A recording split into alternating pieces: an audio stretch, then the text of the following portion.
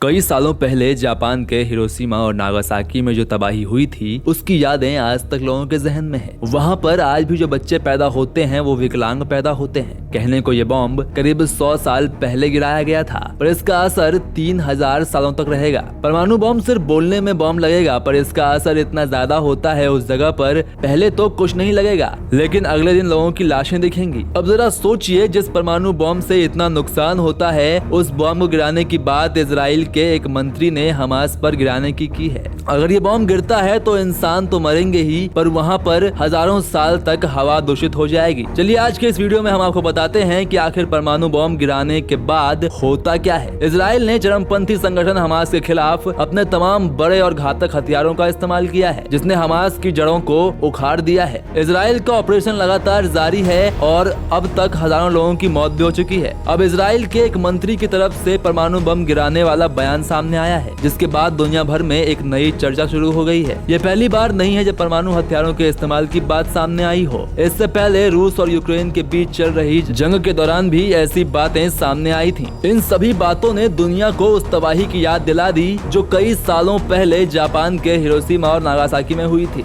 जब अमेरिका ने यहाँ परमाणु बम गिरा दिए थे। इसमें लाखों लोगों की मौत हो गई थी और आज तक इसका असर वहाँ देखने को मिल रहा है। दोस्तों, अगर अब हम बात कर रहे हैं हिरोशिमा और नागासाकी की, तो थोड़ा सा आपको इसके बारे में बताते हैं कि इसे क्यों गिराया गया था। बता दें कि 6 अगस्त 1945 की सुबह करीब 8:15 बजे अचानक हिरोशिमा पर अमेरिका के B-29 बॉम्बर एलोना गे ने लिटिल बॉय नाम का परमाणु बम गिरा दिया था। इस बम में 20,000 टन के TNT से भी ज्यादा ताकत थी। अमेरिकी सर्वे में बताया गया कि इस बम को शहर के मध्य यानी केंद्र में गिराया गया था, जिससे 80,000 से ज्यादा लोगों की मौत हो गई थी। इस हमले के बाद जापान ने मित्र देशों के गठबंधन के सामने सरेंडर कर दिया था। इसके बाद ही एशिया में द्वितीय विश्व युद्ध का औपचारिक समाप्ति हो गई। लेकिन इससे पहले अमेरिका ने 9 अगस्त को नागासाकी शहर पर सुबह करीब 11 बजे द फैट मैन नाम का एक और परमाणु बम गिराया, जिसमें 40,000 से ज्यादा लोग मारे गए। एक सर्वे में कहा गया कि नागासाकी में कम नुकसान हुआ था क्योंकि परमाणु बम एक घाटी में गिरा, जिसकी वजह से इसका असर ज्यादा नहीं फैला। इस बम का असर 1.8 वर्ग मील तक हुआ। जापान के हिरोशिमा और नागासाकी पर परमाणु बम गिराने के पीछे अमेरिका के कई कारण थे। दरअसल तत्कालीन अमेरिकी राष्ट्रपति हैरी ट्रूमन चाहते थे कि शहर ऐसे हों जिन पर बम गिराने का पर्याप्त असर हो, जहां सैन्य उत्पादन अधिक हो, जिससे जापान की युद्ध क्षमता को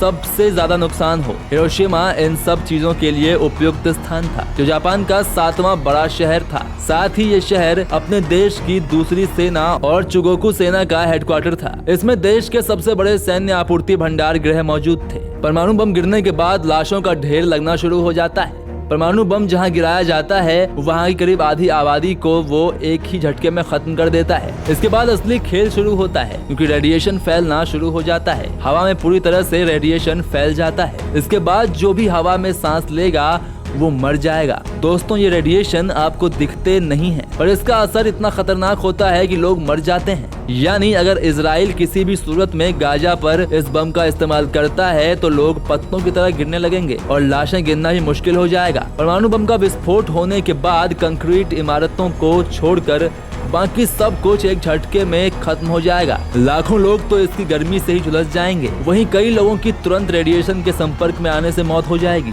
इस रेडिएशन का असर सैकड़ों सालों तक रह सकता है। यहाँ सैकड़ों सालों तक जो बच्चे या जीव पैदा होंगे वो अपंग या फिर शारीरिक तौर पर कमजोर होंगे। दोस्तों, उम्मीद है इजराइल हमास पर परमाणु नहीं गिराएगा। हमारी यही आशा है। अगर आपको आज की हमारी ये जानकारी अच्छी लगी हो तो इसे लाइक और शेयर करना ना भूलें।